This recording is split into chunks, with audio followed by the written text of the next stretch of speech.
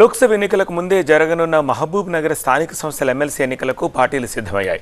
ఎన్నికల్లో పోటీ చేయబోయే తమ అభ్యర్థులను ప్రకటించాయి. కాంగ్రెస్ తరపున జీవన్ రెడ్డి ఈ ఎన్నికల్లో పోటీ చేయబోతున్నారు. ఈ విషయాన్ని సీఎం రేవంత్ రెడ్డి పాలమూరు సభలో స్వయంగా ప్రకటించారు. ఇయాల మీ వాడు మీ సోదరుడు మీ మధ్య నుంచి వచ్చినోడు స్థానిక సంస్థల బాధలు తెలిసినోని జడ్పీటీసీకి ఉంటే బాధే ఉంటుంది, ఎంపీటీసీకి ఉంటే బాధే ఉంటుంది, వాళ్ళ గౌరవం ఎట్లుండాలి, సర్పంచుల మర్యాద ఎట్లా కాపాడాలని తెలిసినోని ఇవాళ వాళ్ళందరూ పనులు చేసి బిల్లులు రాక ఆత్మహత్యలు చేసుకునే పరిస్థితి ఉన్నది. కొంతమంది ఆత్మహత్యలు చేసుకున్నారు, కొంతమంది ఆలి మీద ఉన్న తాలి పుస్తలు అమ్ముకున్నారు. మీ బాధ నాకు తెలియదా? నేను చూడలేదా? మీ కష్టాలు తీర్చాలనేదే కదా నా ఆలోచన. మళ్ళీ ఇప్పుడు శాసన మండలి ఎన్నికలు ఇక్కడ వచ్చినాయి. మన ఎమ్మెల్యే కసిరెడ్డి నారాయణ రెడ్డి రాజీనామా చేస్తే శాసన మండలి ఎన్నికలు వచ్చినాయి. తొందరలోనే ఈ ఎన్నికల్లో పార్టీ పరంగా జీవన్ రెడ్డిని అభ్యర్థిగా ఏఐసిసి ప్రకటించబోతుంది. శాసన మండలి ఎన్నికల్లో వారికోస్ వెయిన్స్ వ్యాధికి కేవలం 30 నిమిషాల్లో చికిత్స. కాల్ చేయండి 9989527715. ఆనాడు నన్ను ఎట్లయితే గెలిపించారో కాంగ్రెస్ పార్టీ తరఫున జీవన్ రెడ్డిని ఈ పాలమూరు శాసన మండలి ఎన్నికల్లో గెలిపించండి.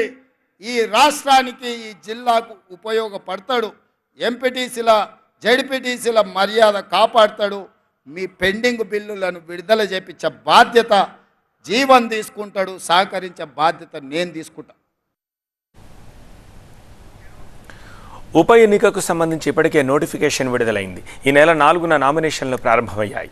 మార్చి 11 వరకు నామపత్రాలను స్వీకరిస్తారు. నామినేషన్లను మార్చి 12న పరిశీలించనున్నారు. ఉపసంహరణకు గడువు మార్చి 14. ఈ నెల 28న పోలింగ్ జరగనుంది. ఏప్రిల్ 2న ఓట్లను లెక్కిస్తారు.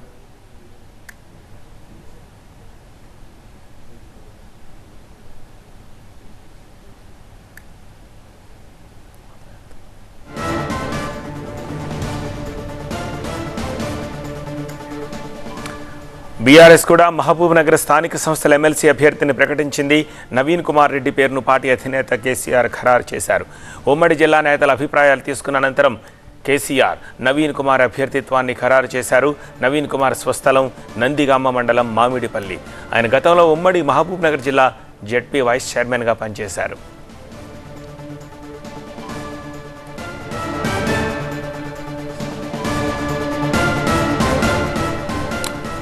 గతంలో స్థానిక సంస్థల కోటాలో మహబూబ్ నగర్ ఎమ్మెల్సీగా ఎన్నికైన కసిరెడ్డి నారాయణ రెడ్డి ఇటీవల జరిగిన అసెంబ్లీ ఎన్నికల్లో కల్వకుర్తి నుంచి ఎమ్మెల్యేగా గెలుపొందారు. దీంతో ఆయన తన ఎమ్మెల్సీ పదవికి రాజీనామా చేశారు. ఈ నేపథ్యంలో ఎమ్మెల్సీ ఉప ఎన్నికలు జరుగుతున్నాయి.